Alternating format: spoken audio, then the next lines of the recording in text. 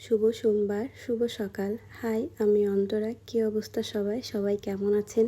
আজ যেহেতু সোমবার, তাই ভাবলাম বাবার মন্দিরে একটু পূজা দিব। আমি অনেক দিন হলো বাবার মন্দিরে আসি না, বাবার পূজা দেওয়া হয় না। তাই কাল রাতেই ঠিক করে রেখেছিলাম যে আজ সকালে ঘুম থেকে উঠে স্নান করে বাবার মন্দিরে আসব পূজা দিতে। আজ সকালেই ঘুম থেকে উঠে চলে আসছি বাবার মন্দিরে পূজা দিতে। আজ যেহেতু সোমবার, তাই বাবার কাছে চলে আসছি বাবার পূজা দেওয়ার জন্য।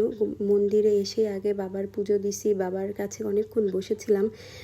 তারপরে একটু ভিডিও করলাম বাবাকে দেখতে আজকে এত সুন্দর লাগতেছিল, দেখেই মনটা ভরে গেছে। তাই ভাবলাম আপনাদের একটু দর্শন করায় বাবাকে দেখলে সবারই মন ভরে যাবে।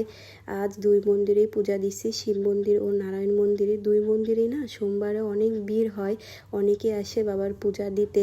সবাই সোমবারে, বিশেষ করে সোমবার দিন অনেক ভিড় হয় বাবার মন্দিরে, সবাই পূজা দিতে আসে। আমিও চেষ্টা করি, আমি আমার বাবার বাড়ি থাকলে মন্দিরে এসে বাবার মন্দিরে একটু বাবাকে পূজা দেওয়ার জন্য। এই তো পূজা শেষ করে বাবার জন্য একটু ছবি তুললাম, একটু ভিডিও করলাম। যেহেতু এখানে নারায়ণ মন্দিরও আছে, এই যে লক্ষ্মীনারায়ণের মূর্তি, এইখানে বসে অনেকক্ষণ ঠাকুরের নাম গান করলাম, ঠাকুরকে একটু পূজা দিলাম। পূজা দিলে না মনে একটা প্রশান্তি কাজ করে। পুজো দিয়ে বাসায় চলে আসছি। এই যে আমি আর আমার গোপাল মিলে একটু ঘুরতে বেরোইছিলাম। গোপাল আমাকে ঝাড়ি মেরে বলতেছিল যে এখানে বসো।